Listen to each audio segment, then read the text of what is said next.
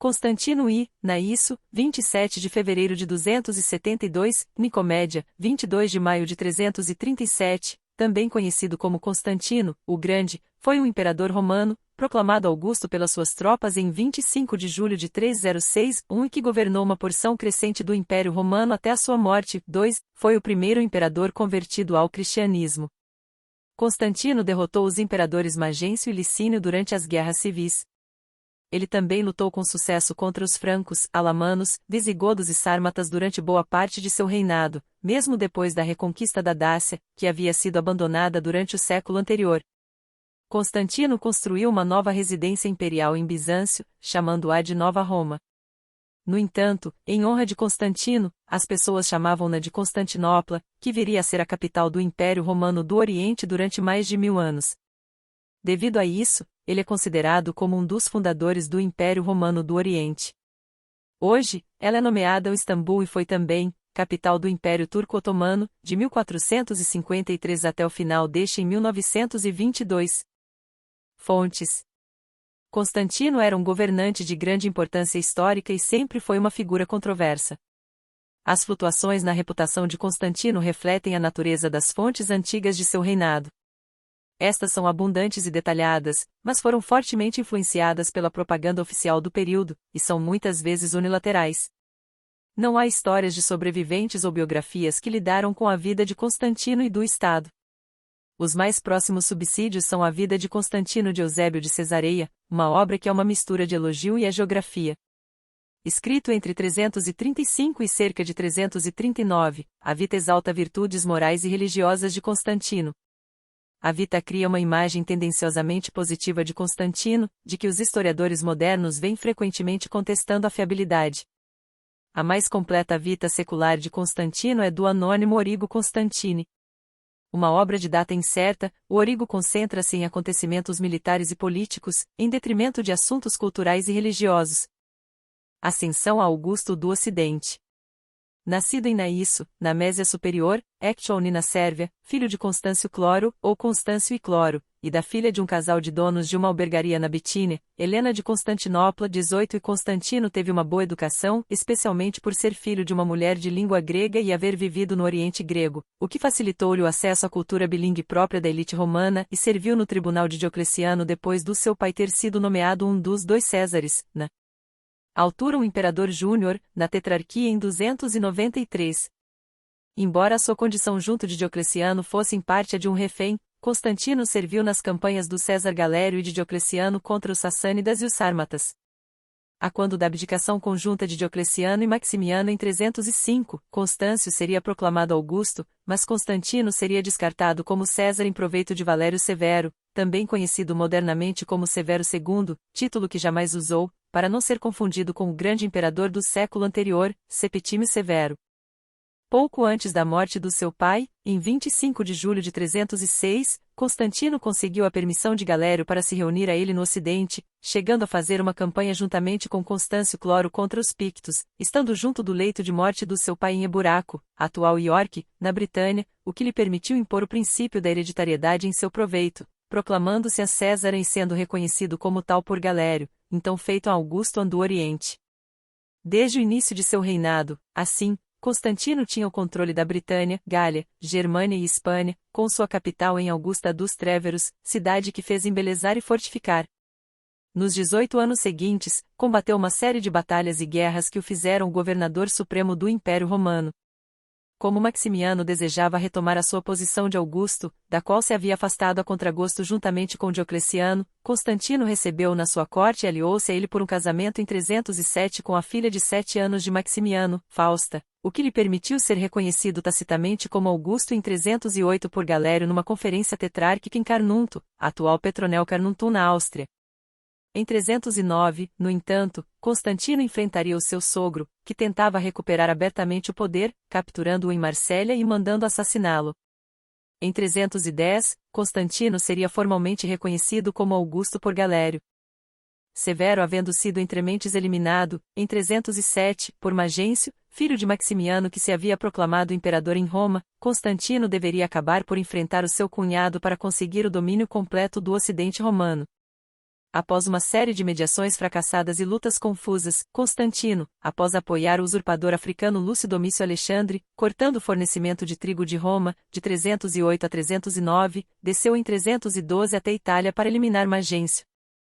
Essas guerras civis constantes e prolongadas fizeram de Constantino, antes de mais nada, um reformador militar, que, para aumentar o número de tropas à sua disposição imediata, constituiu o cortejo militar do imperador, comitatus, num corpo de tropas de elite autossuficiente, um verdadeiro exército de campanha, principalmente pelo recrutamento de grande número de germanos que se apresentavam ao exército romano nos termos de diversos tratados de paz, a começar pelo rei alamano Croco II, que teve um papel decisivo na aclamação de Constantino como Augusto. Religião. Foles de Constantino, cunhada em Lugduno, na Gália, por volta de 310, com o deus Sol invicto. O facto de Constantino ser um imperador de legitimidade duvidosa foi algo que sempre influiu nas suas preocupações religiosas e ideológicas. Enquanto esteve diretamente ligado a Maximiano, ele apresentou-se como protegido de Hércules, deus que havia sido apresentado como padroeiro de Maximiano na primeira tetrarquia. Ao romper com o seu sogro e após o ter eliminado, Constantino passou a colocar-se sob a proteção da divindade padroeira dos imperadores soldados do século anterior, Deus Sol invicto, ao mesmo tempo que fez circular uma ficção genealógica, um panegírico da época. Para disfarçar a óbvia invenção, dizia, dirigindo-se retoricamente ao próprio Constantino, que se tratava de um facto ignorado pela multidão, mas perfeitamente conhecido pelos que te amam, pela qual ele seria o descendente do imperador Cláudio II, ou Cláudio Gótico, conhecido pelas suas grandes vitórias militares, por haver restabelecido a disciplina no exército romano, e por ter estimulado o culto ao sol. Constantino acabou, no entanto, por entrar na história como o primeiro imperador romano a professar o cristianismo, na sequência da sua vitória sobre Magêncio na Batalha da Ponte Milvia, em 28 de outubro de 312, perto de Roma, que ele mais tarde atribuiu ao deus cristão. Segundo a tradição, na noite anterior à batalha sonhou com uma cruz, e nela estava escrito em latim: In hoc signo vinces. De manhã, um pouco antes da batalha, mandou que pintassem uma cruz nos escudos dos soldados e conseguiu uma vitória esmagadora sobre o inimigo. Esta narrativa tradicional não é hoje considerada um facto histórico, tratando-se antes da fusão de duas narrativas de factos diversos encontrados na biografia de Constantino pelo bispo Eusébio de Cesareia. No entanto, é certo que Constantino era atraído, enquanto homem de Estado, pela religiosidade e pelas práticas piedosas, ainda que se tratasse da piedade ritual do paganismo. O Senado, ao erguer em honra a Constantino seu Arco do Triunfo, o Arco de Constantino, fez inscrever sobre este que sua vitória se devia à inspiração da divindade, a Instinctu Divinitatis Mentis, o que certamente ia ao encontro das ideias do próprio imperador. Até um período muito tardio do seu reinado, no entanto, Constantino não abandonou claramente a sua adoração com relação ao deus imperial Sol, que manteve como símbolo principal nas suas moedas até 315. Só após 317 é que ele passou a adotar clara e principalmente lemas e símbolos cristãos, 24, como o Shi-Ho, emblema que combinava as duas primeiras letras gregas do nome de Cristo, X e Yan sobrepostos. No entanto, já quando da sua entrada solene em Roma em 312, Constantino se recusou a subir ao Capitólio para oferecer culto a Júpiter, atitude que repetiria nas suas duas outras visitas solenes à antiga capital para a comemoração dos jubileus do seu reinado, em 315 e 326.